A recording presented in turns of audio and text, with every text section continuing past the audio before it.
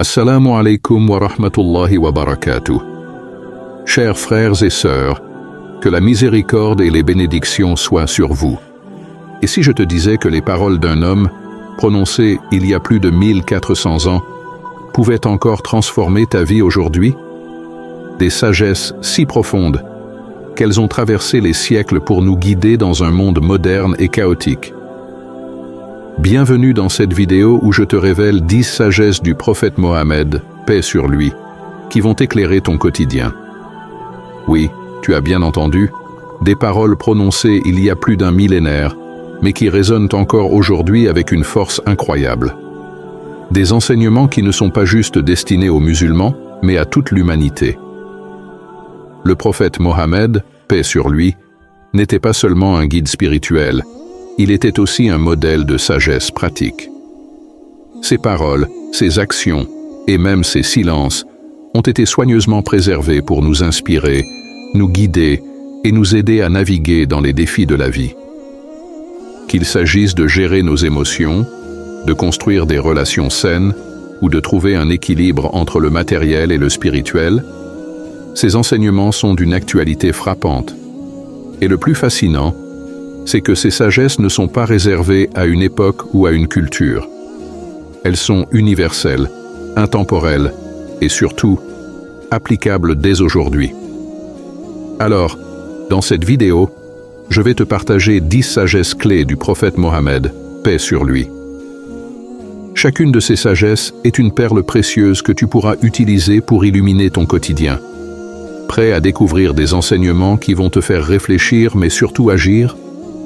Parce que la sagesse, ce n'est pas juste écouter, c'est appliquer. Alors, accroche-toi. Commençons.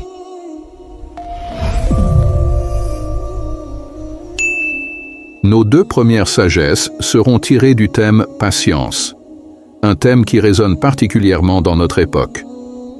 Dans un monde où tout va à 100 à l'heure, où tout doit être instantané, la patience semble presque démodée.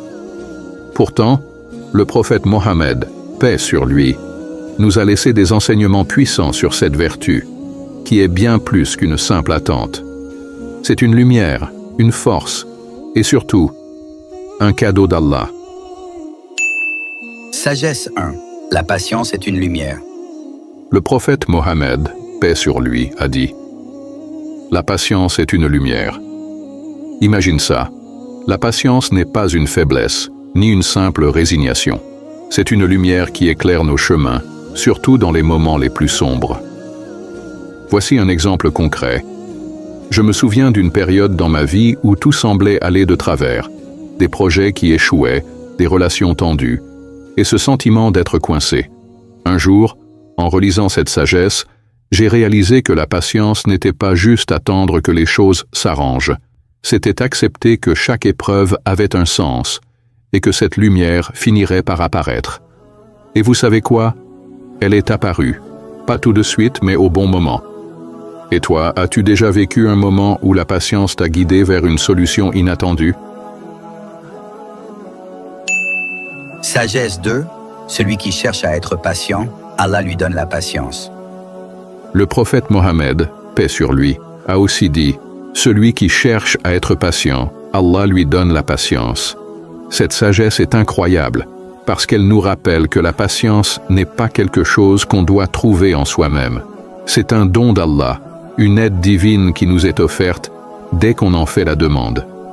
Alors, voici un petit défi pour toi cette semaine. Chaque fois que tu seras confronté à une situation frustrante, que ce soit dans les embouteillages, au travail ou même à la maison, respire profondément et rappelle-toi cette sagesse. Dis-toi, je cherche à être patient, et Allah va m'aider. Et observe ce qui se passe. Tu vas peut-être découvrir que la patience n'est pas si difficile à trouver quand on sait où la chercher. Et si tu te retrouves à respirer très souvent cette semaine, c'est peut-être un signe qu'Allah veut vraiment te tester, mais aussi te récompenser. La patience est une clé essentielle, mais elle s'accompagne souvent d'une autre vertu tout aussi puissante, la gratitude. Parce que quand on est patient, on finit par voir les bénédictions cachées dans chaque épreuve. Le prophète Mohammed, paix sur lui, nous a enseigné que la gratitude n'est pas juste une émotion, c'est un mode de vie. Et maintenant, on va explorer 2 sagesses puissantes sur ce sujet, avec des exemples concrets et même une petite touche scientifique pour te montrer à quel point la gratitude peut transformer ta vie. Mais savais-tu que remercier les gens est directement lié à remercier Allah? C'est ce qu'on découvre dans la prochaine sagesse. Sagesse 3. Celui qui ne remercie pas les gens ne remercie pas Allah. Le prophète Mohammed, paix sur lui, a dit « Celui qui ne remercie pas les gens ne remercie pas Allah ». Cette parole est tellement profonde parce qu'elle nous rappelle que la gratitude commence par les petites choses. Un merci à celui qui nous sert un café, un sourire à celui qui nous tient la porte, ou même un message à un ami qui nous a soutenus. Je me souviens d'une fois où j'étais vraiment débordé, et un collègue a pris le temps de m'aider sans que je lui demande. Sur le moment, j'étais tellement stressé que je n'ai même pas pensé à le remercier. Ce n'est que quelques jours plus tard que je me suis rendu compte de son geste. Je lui ai envoyé un message pour lui dire merci, et sa réponse m'a vraiment touché. Ça fait plaisir de savoir que ça a compté pour toi. Ce simple échange a renforcé notre relation, et ça m'a rappelé à quel point un merci peut faire la différence. Et toi, quand était la dernière fois que tu as vraiment remercié quelqu'un pour un geste, même petit? Sagesse 4. Si tu es reconnaissant, j'augmenterai mes bienfaits pour toi. Allah nous dit dans le Coran, « Si tu es reconnaissant, j'augmenterai mes bienfaits pour toi. » Sourate 14, verset 7. Cette promesse est incroyable parce qu'elle montre que la gratitude n'est pas juste une bonne action, c'est un cercle vertueux. Plus tu es reconnaissant, plus tu reçois. D'ailleurs, savais-tu que la science moderne confirme les bienfaits de la gratitude? Une étude de l'Université de Californie a montré que les personnes qui pratiquent régulièrement la gratitude ont un niveau de bonheur plus élevé, moins de stress et même un système immunitaire plus fort. Alors, quand le prophète, paix sur lui, et le Coran nous encouragent à être reconnaissants, c'est aussi pour notre bien-être ici-bas. En gros, la gratitude, c'est bon pour le corps, l'esprit et l'âme. Un vrai combo gagnant. Alors, prêt à intégrer la gratitude dans ton quotidien? Voici un exercice simple mais puissant. Chaque soir, avant de dormir, note 3 choses pour lesquelles tu es reconnaissant. Ça peut être quelque chose de grand, comme une réussite au travail, ou quelque chose de petit, comme un bon repas, ou un moment de calme. L'important, c'est de cultiver cette habitude et de réaliser à quel point tu es entouré de bénédictions. Et si tu veux aller plus loin, partage cette gratitude avec les gens autour de toi. Dis à ton proche combien tu apprécies sa présence ou envoie un message à un ami pour le remercier. Tu vas voir, ça va illuminer ta journée et la leur. La gratitude, ce n'est pas juste une émotion, c'est un lien qui nous unit aux autres.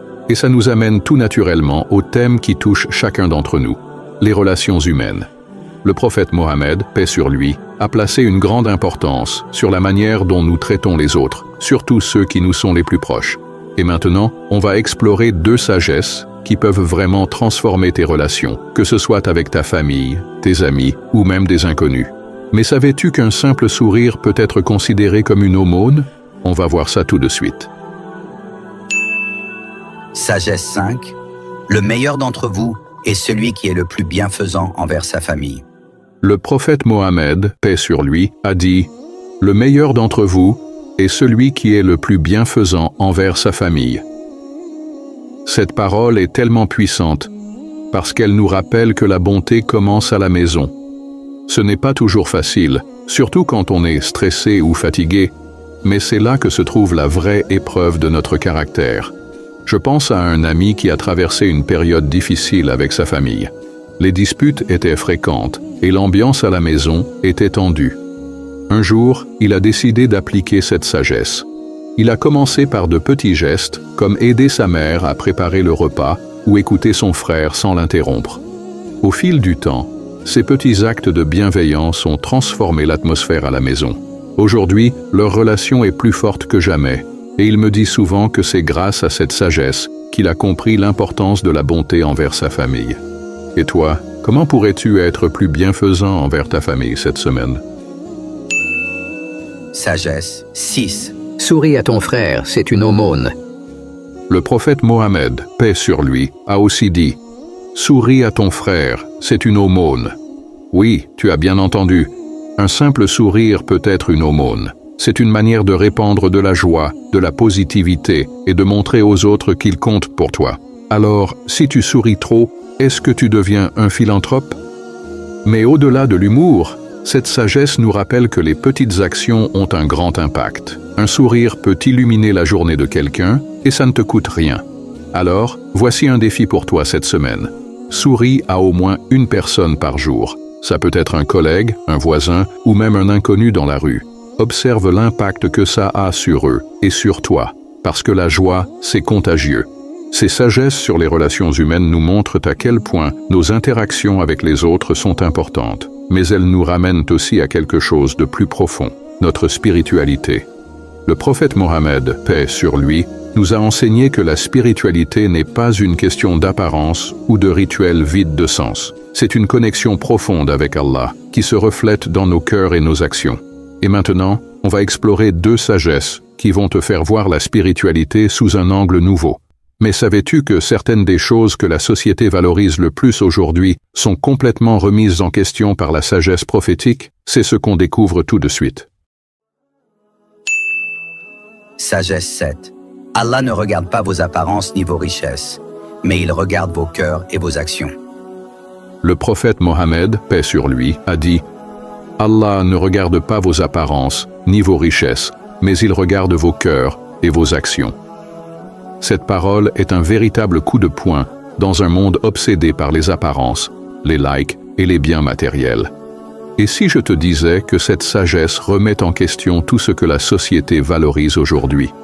On passe notre temps à chercher l'approbation des autres, à accumuler des biens, à soigner notre image, mais au final, tout ça ne compte pas aux yeux d'Allah. Ce qui compte, c'est ce qu'il y a dans ton cœur, et ce que tu fais avec ce que tu as. Alors, la prochaine fois que tu te surprends à courir après l'approbation des autres, pose-toi cette question. Est-ce que ça plaît à Allah? Sagesse 8. L'enfer est voilé par les désirs, et le paradis est voilé par les difficultés. Le prophète Mohammed, paix sur lui, a aussi dit « L'enfer est voilé par les désirs, et le paradis est voilé par les difficultés. » Cette sagesse est tellement puissante parce qu'elle nous rappelle que les épreuves ne sont pas des punitions, mais des portes vers quelque chose de meilleur. Je me souviens d'une période de ma vie où tout semblait aller de travers. Des projets qui échouaient, des relations qui se tendaient, et ce sentiment d'être perdu. À l'époque, je ne comprenais pas pourquoi je traversais tout ça. Mais aujourd'hui, en regardant en arrière, je réalise que ces épreuves m'ont façonné. Elles m'ont rendu plus fort, plus patient et plus proche d'Allah. Ce qui me semblait être un mur infranchissable était en réalité un escalier vers une meilleure version de moi-même.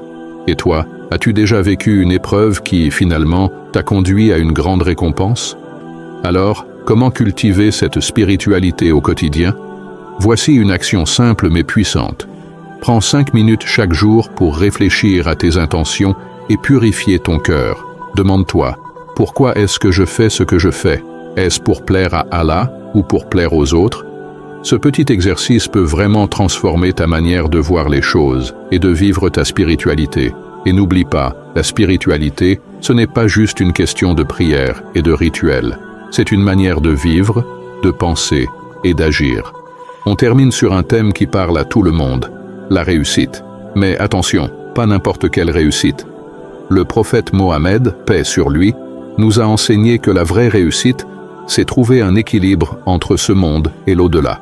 Et maintenant, on va explorer 2 sagesses qui vont t'aider à réussir dans tous les aspects de ta vie, tout en restant aligné avec tes valeurs spirituelles. Mais savais-tu que chercher la science, même à l'autre bout du monde, est une forme d'adoration? On va voir ça tout de suite.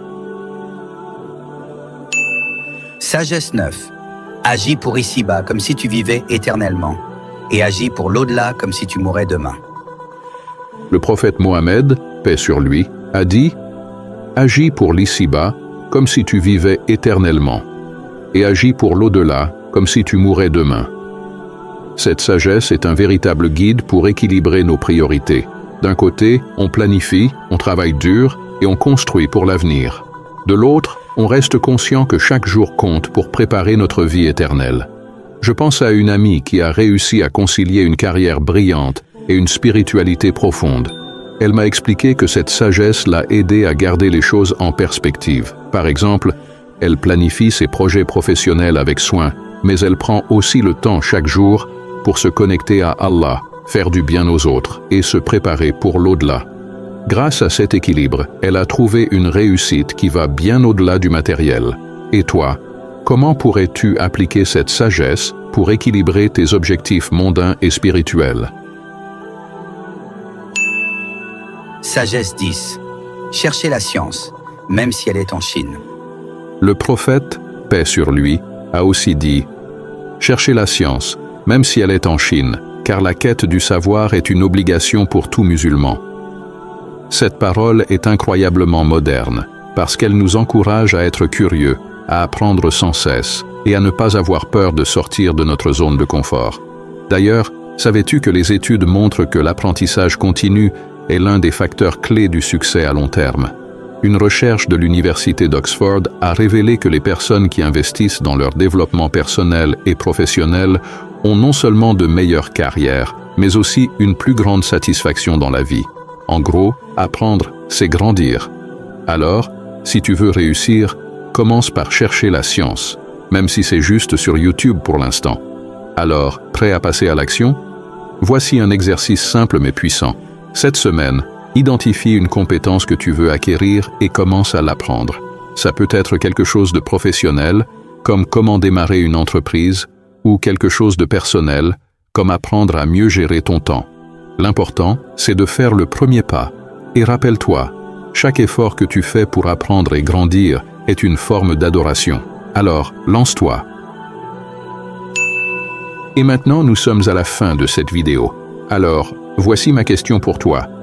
Quelle sagesse t'a le plus marqué? Partage-la en commentaire et dis-moi comment tu comptes l'appliquer dans ta vie. Est-ce que c'est la patience face aux épreuves, la gratitude au quotidien, ou peut-être l'importance de sourire aux autres? J'ai hâte de te lire. Et si tu penses que cette vidéo peut inspirer quelqu'un d'autre, n'hésite pas à la partager.